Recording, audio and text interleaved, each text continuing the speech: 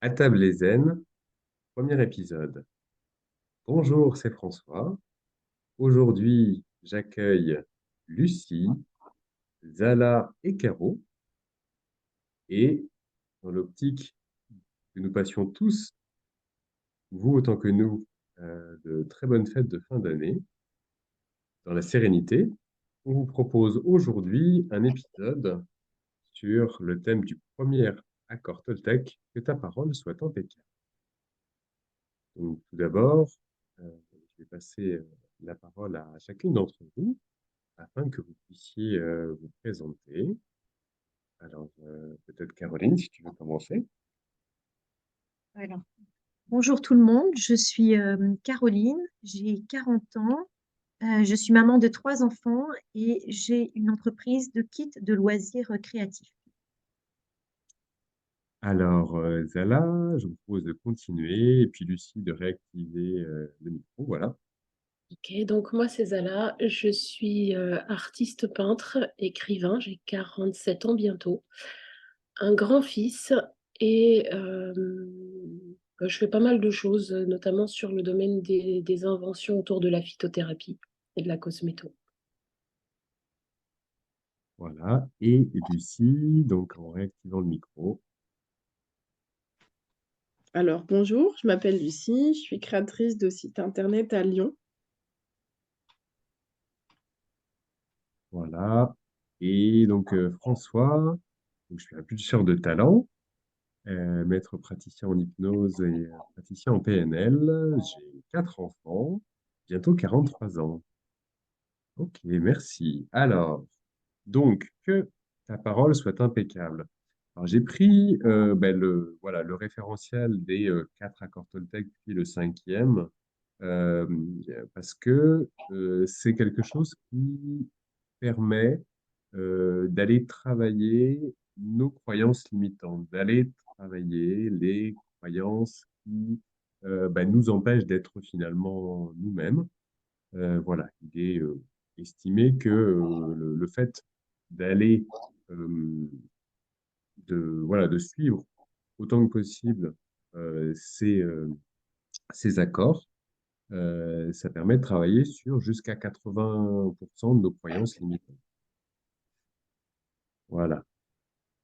Alors, ce que je me dis, c'est que finalement, les tensions qu'on peut avoir autour de, dans la vie de manière générale, et peut-être avec un maximum qui pourrait arriver en cette fin d'année, en tout cas pour certaines et certains d'entre nous, ça peut être lié justement à des rôles qu'on voudrait tenir qui sont pas forcément, voilà, où on n'est pas forcément nous-mêmes.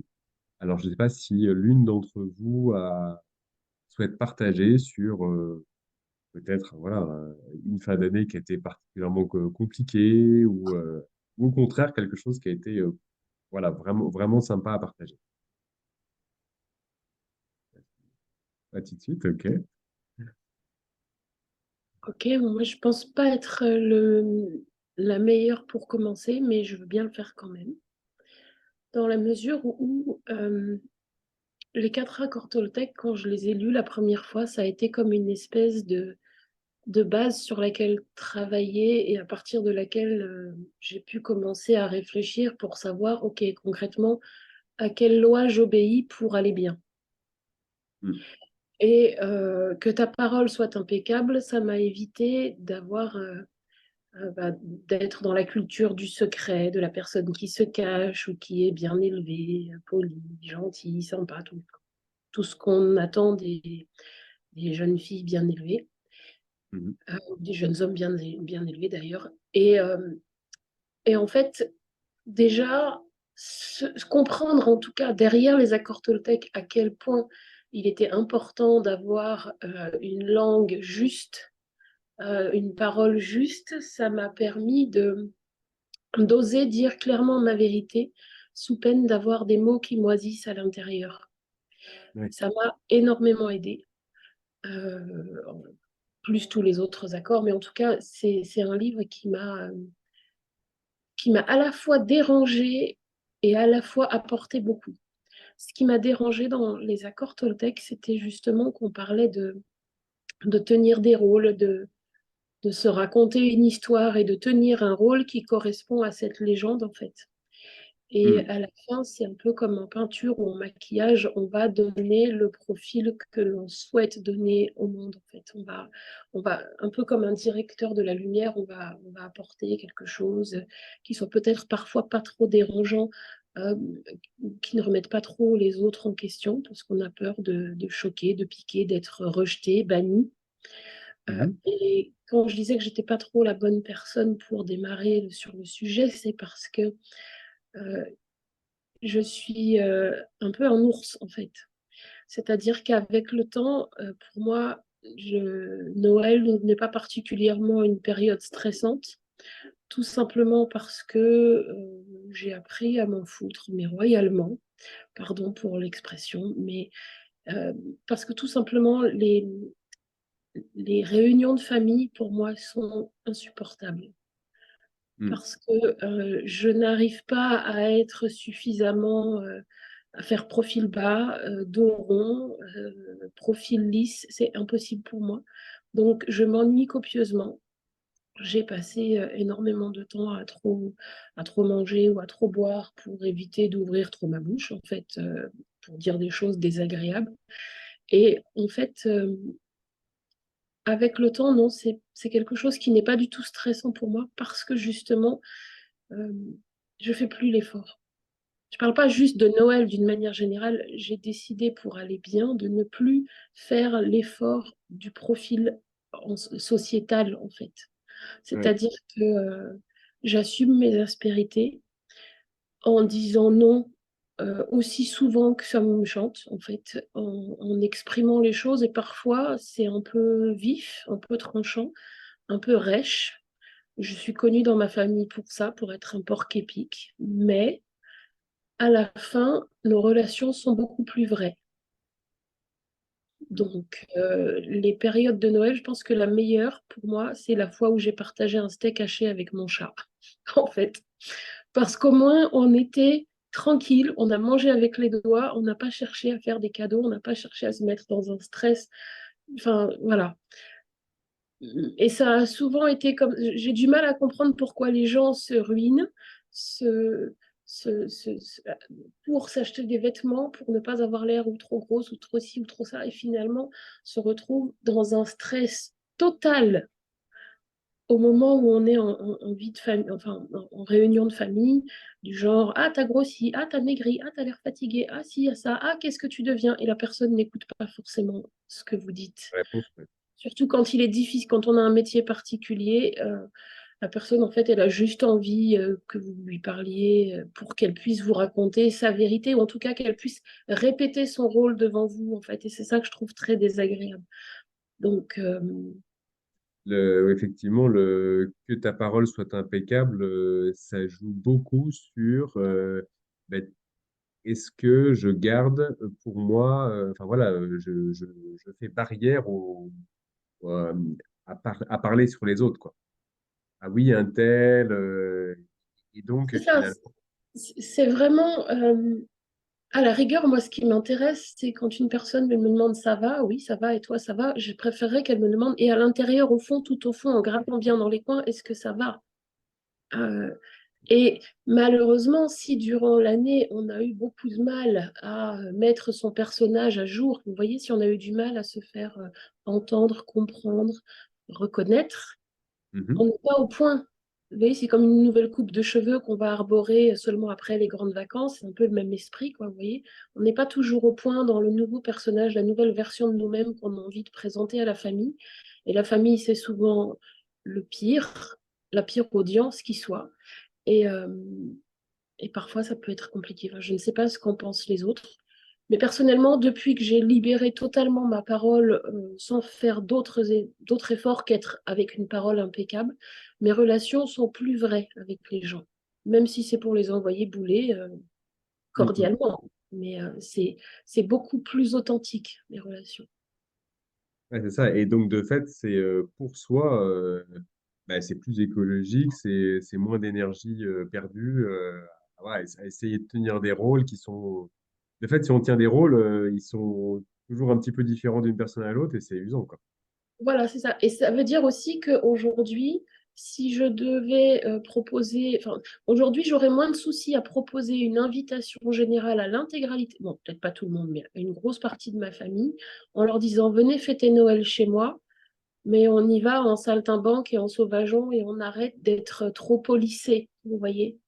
Euh, on n'est pas là pour juste tenir les fourchettes avec les petits doigts en l'air et manger avec. Enfin, oui, il y a une histoire de code social qui, de toute façon, brouille beaucoup de choses, à mon sens, surtout pour les fêtes.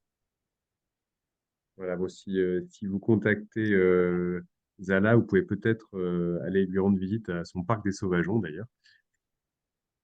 Et donc, ça sera peut-être en mode bohème, un peu plus que... Pourquoi pas, voilà, c'est ça. Mais vous voyez, est-ce que vous avez remarqué, par exemple, que au mois de janvier, dans les grandes enseignes de supermarchés, vous avez très souvent des promotions sur le linge blanc, Le le blanc. linge de maison.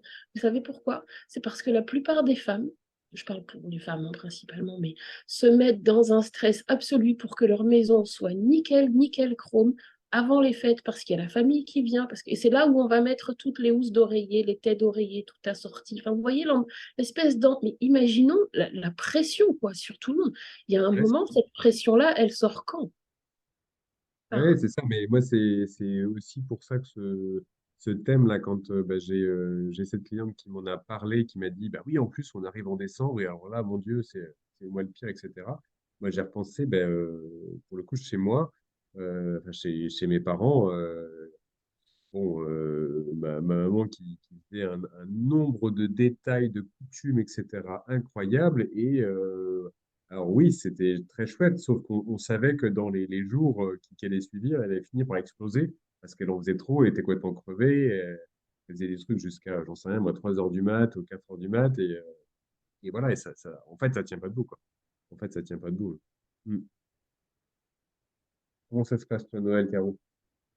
Alors, je pense que contrairement à Zala, Noël chez nous, euh, mon mari et moi, on a très peu de famille, en dehors de, je dirais d'une certaine manière, les ascendants, les descendants. C'est-à-dire que on n'a plus de grands-parents, on a nos parents, on a chacun un frère et une sœur, et on a nos enfants. Donc, Noël, et mon frère est seul. Donc, j'ai pas de.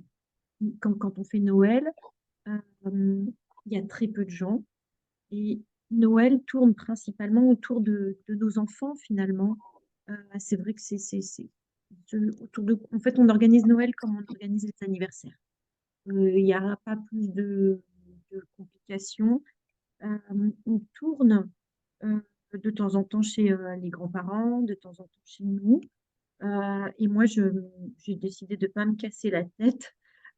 C'est-à-dire que je pense que je dois être une femme 2022, mais c'est traiteur et point barre. Et généralement, même, j'établis le menu, enfin, je fais ça au plus simple et je peux faire un Noël, un steak frites, quoi. De toute façon, ça va être, tout va être centré autour des enfants. Les enfants vont être très énervés.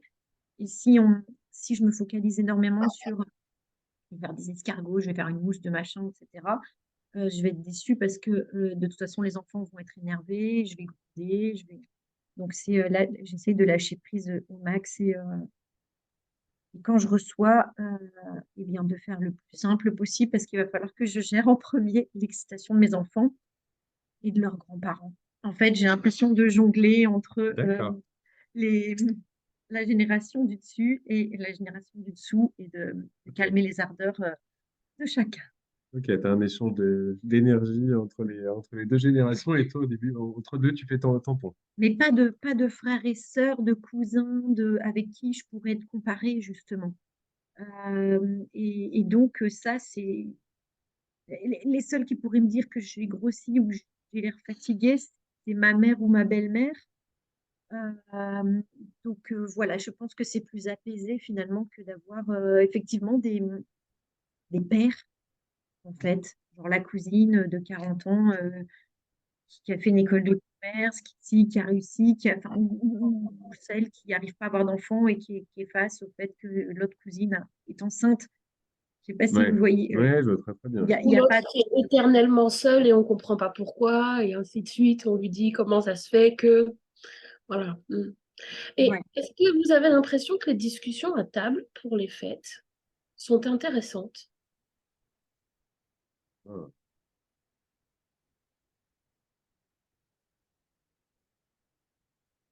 C'est- ouais. Est-ce Est-ce que que vous déjà on avez... aborde des discussions de fond? Est-ce que déjà. Ouais, c'est ça, comme il y a beaucoup de monde, c'est difficile de. Ouais, ça reste souvent en surface. Ça reste souvent en surface. Ouais, Moi, c'est ça qui m'insupporte, en fait. ouais, je comprends, ouais. C'est... enfin, oui, c'est vraiment l'idée de... on a l'impression que c'est un exercice, mais attention, c'est l'ours qui parle, hein, un peu pénible pour tout le monde, où tout le monde s'applique à rester en surface Ouais. pour, euh, pour éviter les aspérités. Faut Et pas c'est ça, gratter le pied parfois, quoi. on va ainsi dire, naturellement de l'électricité dans l'air. Il y a de la tension, ne serait-ce que, voilà, effectivement, les enfants excités, tout le monde qui est un peu fatigué, qui a voulu en faire trop. Et oui, on sait que, voilà, si on aborde tel sujet, typiquement, voilà, la politique, la religion, par exemple, hop, ça peut partir en vrille et surtout, on veut éviter que ça parte en vrille. Et voilà, et pour le coup, sur les fêtes en particulier, le fait de finir par se fâcher et puis que ça dure après quelques mois, ouais, ça peut arriver. Ouais. De mon côté, ça peut arriver. Surtout si juste avant, il y a un objet politique qui fait que, je sais pas, moi, par exemple, on imagine un Noël où il y avait juste avant le port du masque ou le pass sanitaire. Tu vois, Par exemple, un truc euh, relativement récent. non, mais Eh ben, par exemple, est-ce que tu te vaccines? Est-ce que tu te vaccines pas, par exemple? Une actu clivante, ouais, c'est ça. oui, Mm. juste avant une actualité immédiate. Je me souviens aussi d'un Noël où il y avait eu le tsunami juste à ce moment-là et c'était devenu en fait l'objet de discussion. Ouais. S'il y a une actualité immédiate, ça peut aussi polariser. S'il n'y a rien, on parle de banalité généralement, hein. Mm, mm, mm. Qu'est-ce que tu deviens? Mais au fond, ça m'intéresse pas. Non? Bah, c'est ça Ouais. la question, en fait. Je sais pas, Lucie, tu en penses quoi? Comment tu vois les choses? Bah, en fait, chez nous, les discussions, c'est toujours assez vide. En fait, c'est comme tu disais, Zala, c'est vraiment le prix des carottes, enfin, ces genres de choses, la météo. Et du coup, c'est vrai que c'est bon, bah, c'est pas passionnant non plus. Après, c'est un petit peu comme pour toi, Caro, nous, c'est une toute petite famille. Et en fait, il n'y a pas trop d'enfants dans ma famille. Enfin, en gros, il y a moi, ma sœur, mes parents. Enfin, maintenant, mes parents ont vieilli, ils ont plus de 70 ans. On le fête souvent avec ma grand-mère qui va fêter 100 ans l'année prochaine. Donc chez nous, il y a une petite ambiance. Enfin, c'est quand même plutôt âgé. Et puis moi, Noël, ouais, enfin, ce qui est dur pour nous, c'est qu'en fait, on est séparés géographiquement. Donc on peut pas juste passer, par exemple, le repas de Noël pendant 3 heures et chacun chez soi parce que, voilà, ma grand-mère, elle est à Biarritz. Enfin, nous, on est à Lyon, mes parents sont à Paris. Donc c'est toujours un peu compliqué. Et quand on y va, bah, on reste sur 3 4 jours. Et c'est vrai que c'est pas forcément des états internes qui sont super parce que enfin, mes parents, ça fait 30 ans qu'ils sont chez eux. Moi, quand j'y vais, déjà, j'aime pas la région où ils sont. C'est la région parisienne qui me crée une sorte de boule d'angoisse à chaque fois que j'y vais parce que c'est gris, c'est de la pollution, etc. Mm. Donc c'est vrai que de ce point de vue-là, c'est pas l'idéal. C'est sûr que ça met pas des énergies très fortes, quoi. Puis pour la pression, moi je trouve que c'est très lié aux problématiques de genre quand même, parce que comme tu disais, Zala, c'est souvent les femmes qui se mettent un petit peu en cadre pour tout préparer. Mm. Les hommes ont pas trop le stress, quoi. Enfin, moi je vois, c'est ma mère qui fait tout. En plus là, mon père, ça fait 3 ans qu'il a eu un AVC, donc il participe vraiment pas du tout. Et là, on a dit, bah en fait, on va faire simple. Et, euh, et après, nous, l'avantage, c'est que bah, on est une famille assez, entre guillemets, modeste. Enfin, on va pas s'encombrer de traditions. Alors, en étant famille du Sud-Ouest, quand c'est ma grand-mère qui le faisait, bah, elle avait toujours foie gras, etc. Mais comme moi, je suis végane depuis 20 ans, bah, moi, je mangeais pas des trucs très compliqués, quoi. Enfin, voilà, des marrons, une soupe de potiron, et hop. Donc, je Mm. pense que c'est effectivement quand on est dans les grandes familles de gens qui se voient peu, là, il peut peut-être y avoir une pression sociale, mais Peut-être ça se déduit à travers de... Enfin, moins il y a de personnes et moins il y a de stress, en fait, quand même. Après, moi, je trouve, je sais pas ce que vous en pensez, mais c'est toujours, enfin, comment vous sentez énergétiquement Noël? Moi, à chaque fois, enfin, il me faut une semaine pour m'en remettre, quoi. C'est vrai que les vacances de Noël, en fait, moi, je rêve exactement vacances steak frites, alors version vegan pour moi, évidemment. Genre une journée, et puis après, hop, on reste tranquille, on fait des jeux de société, qu'avec vraiment des gens dont on est proche, ou partir, je sais pas, à la montagne, faire des vraies vacances, quoi. Moi, je reviens de Noël, en général, je suis vidée, ça me déprime un peu quand même si j'essaie d'apporter de positif autour de moi, bah enfin, c'est toujours un peu déprimant, quoi. Enfin, je sais pas comment vous le vivez. Bah, en tout cas, Lucie, ce que j'entends dans ce que tu dis, c'est que bah, il y a eu voilà, ce gros souci de santé de ton papa et que ça a été un déclencheur pour se dire, mais au fait, on peut faire beaucoup plus simple. Parce que je sais pas si c'est ça, si je retranscris bien, on a le droit de faire beaucoup plus simple et le fait d'avoir eu peut-être très très peur, ça permet de revenir à l'essentiel, quoi. Oui, tout à fait, voilà. Puis là, c'est vrai que bah, ce genre d'accident, bah, ça fait passer des fois des petits énervements, bah, de la vie de famille. On se dit, bon, bah, en fait, il est encore là et c'est quand même cool d'avoir son père. Enfin, même si, voilà, il y a des manques parentaux, les parents, ils sont jamais parfaits, mais les enfants non plus de toute façon. Et je trouve que ça remet un petit peu face à l'essentiel aussi, quoi. Puis moi, je suis contente d'avoir toujours ma grand-mère qui est quand même âgée, mais c'est chouette, quoi, quelque part, de les avoir encore, même si on partage pas non plus. Enfin, voilà, le sens de la vie, bah, nos vies, elles sont très éloignées, on se comprend pas forcément sur tout, mais bon, ça fait quand même, je trouve que la famille, quoi qu'on en dise, c'est quand même une assise, quoi. Moi, je me projette.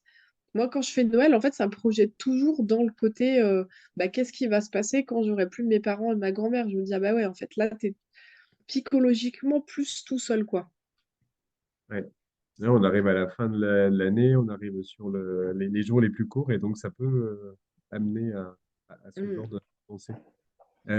Alors, je propose pour voilà, pour clôturer l'épisode de partager alors un outil que je pense toutes les trois avaient déjà entendu, mais qui peut nous servir pour bah, se dire, tiens, bah, qu'est-ce que j'amène dans les discussions pendant les fêtes, ou peut-être bah, comment est-ce que j'échange avec les autres jusque-là pour limiter les tensions.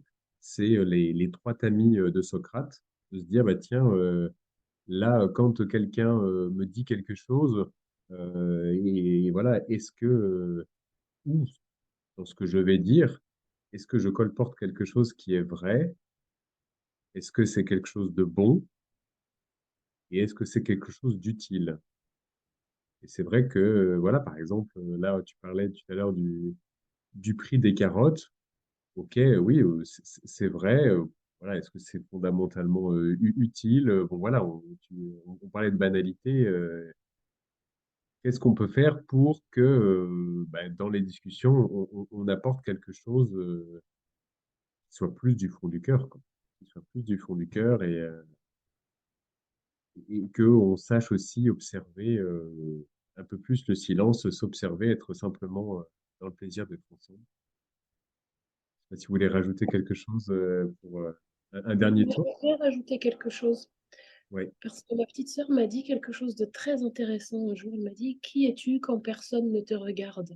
Mm. Et je crois vraiment, et le travail avec François m'a bien aidé pour ça. Qui es-tu quand personne ne te regarde? Et travailler ce personnage-là, c'est-à-dire dans la logique des accords Toltec avec que ta parole soit impeccable, ça va aussi, ça demande aussi de comprendre ce qui est dit dans les accords Toltec par rapport à l'histoire qu'on se raconte, à l'image, ou en tout cas au personnage qu'on souhaite projeter au monde. Et ce personnage-là qu'on souhaite projeter sur le monde, il a intérêt à être conforme à qui je suis quand personne ne me regarde. Vous voyez Ouais, ce c'est que ça. je veux dire par là? Absolument. Parce que, et donc c'est un travail de tous les jours d'arriver à incarner, c'est pour ça que mon pseudo c'est intensément moi-même, donc incarner vraiment qui je suis quand personne ne me regarde, de manière à m'entraîner toute l'année, avant, entre les relations sociales en fait, de manière à m'entraîner toute l'année à tester ce personnage et à voir si ça heurte ou pas, et éventuellement à faire mon tri, quoi. Et donc, savoir vraiment qui l'on est, aller fouiller à l'intérieur, aller identifier nos curiosités, aller identifier ce qui nous gratte, ce qui nous trouble, de manière à rapidement mettre son personnage à jour. Enfin, quand je dis personnage, vous comprenez hein, de quoi je parle. Parce que finalement, la vie est un peu un théâtre et une scène de représentation. Et donc, prendre le temps nécessaire pour faire cette introspection avec l'hypnose ou avec d'autres outils, mais dans tous les cas, prendre ce temps parce qu'il est absolument vital. Sinon, on passe souvent son temps à manger des papillotes et du chocolat et des trucs en jouant aux jeux de société, mais en fait, on n'est pas forcément à l'aise en fait, sur ces périodes festives. Donc, Mm. travailler son personnage tel qu'on le ressent à l'intérieur de manière à ce qu'il soit plus fluide et plus apaisé, de manière à pouvoir l'exprimer sans être en train de faire des coups de giclette acide auprès de la famille, parce que c'est le moment où ça tombe mal en fait. Mais vraiment, et c'est ce qui permet aussi que la parole soit impeccable, c'est-à-dire retrouver son assise, parce que dans l'introspection, il y a toujours des remous. Et dans l'expression, il y aura aussi des remous. Donc, l'idée, c'est de trouver, à mon sens, des outils pour arriver à communiquer déjà envers soi-même, puis ensuite apprendre à communiquer avec les autres, on va dire les bêta-testeurs, la vie en société, autres, ou même des gens qu'on ne connaît pas du tout. Et puis petit à petit, intégrer qui l'on est, euh, y compris dans la parole. Et du coup, l'expression est parfois plus douce, plus fluide, parce qu'il ne s'agit pas juste d'être dans la communication bienveillante, non violente, et de ah, mais je suis jugeant ou pas jugeant. Il y a une histoire comme ça. Enfin, ne pas juste obéir à des dogmes, mais exprimer quelque chose qui vient du fond, voilà, et qui est apaisé. Merci. Voilà, alors je ne sais pas si Lucie, tu veux rajouter quelque chose. Caroline. Et puis, ouais, Lucie. Non, non, rien à rajouter. J'ai noté la phrase est-ce vrai, est-ce bon, est-ce utile? Et du coup, je suis en train de réfléchir sur le prix des carottes parce que l'utilité, c'est quand même de mettre les gens en relation. Donc, même des fois, dans les petites discussions, bah, il y a quand même une utilité, même si on va pas décider du sens de la vie ce soir, mais au moins. Ouais, ok, merci. Alors, pour le prochain épisode, donc on abordera le deuxième accord Toltec, n'en faites jamais une affaire personnelle. Autant aujourd'hui, là, on s'intéressait à l'expression orale, l'expression bah, de ce qu'on a au fond du cœur, plutôt que de ce que voudrait dire notre masque. Et la prochaine fois, on sera plutôt sur les perceptions, avec quand même un enjeu important, comment est-ce qu'on pourrait sortir de souffrances inutiles? Comment est-ce que notre vision de la réalité, bah, finalement, quand elle est déformée, nous fait mal? Voilà. Merci, et puis à la prochaine fois.